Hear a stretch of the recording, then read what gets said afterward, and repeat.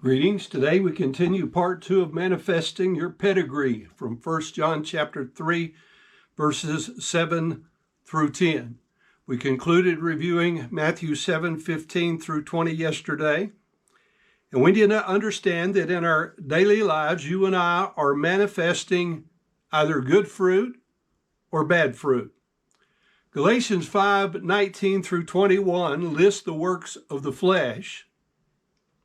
It says now, and that means in the present time, the works of the flesh are manifest, which are these: adultery, fornication, uncleanness, lasciviousness, idolatry, witchcraft, hatred, variance, emulations, wrath, strife, seditions, heresies, envyings, murders, drunkenness, revelings, and such like, of the which I tell you before, as I have also told you in time past, that they which do, and the idea is by continuous and repeated action in present time, such things shall not inherit the kingdom of God.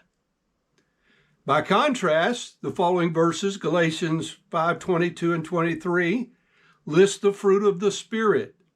But the fruit of the Spirit is love, joy, peace, long-suffering, gentleness, goodness, faith, meekness, temperance.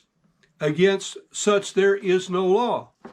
And again, it continues in Matthew 24 and 25, and they that are Christ have crucified the flesh with the affections and lust.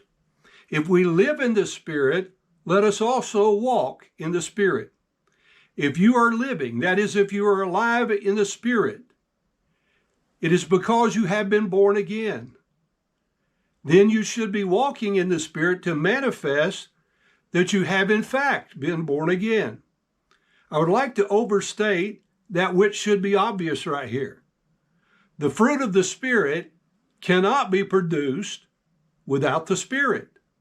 Romans 8:9 says, but you are not in the flesh, but in the Spirit, if so be that the Spirit of God dwell in you.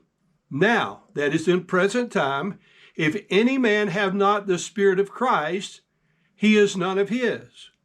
This is very cut and dry. Either the Spirit of God does dwell in you because you belong to Christ, or the Spirit of God does not dwell in you because you do not belong to Christ.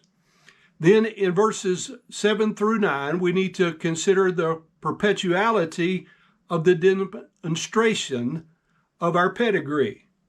The facts are stated. The one doing the righteousness is righteous, even as that one is righteous. There's an old question that asks, which came first, the chicken or the egg? Well, the chicken was created by God with the egg within it. Likewise, which comes first, being righteous or doing righteousness?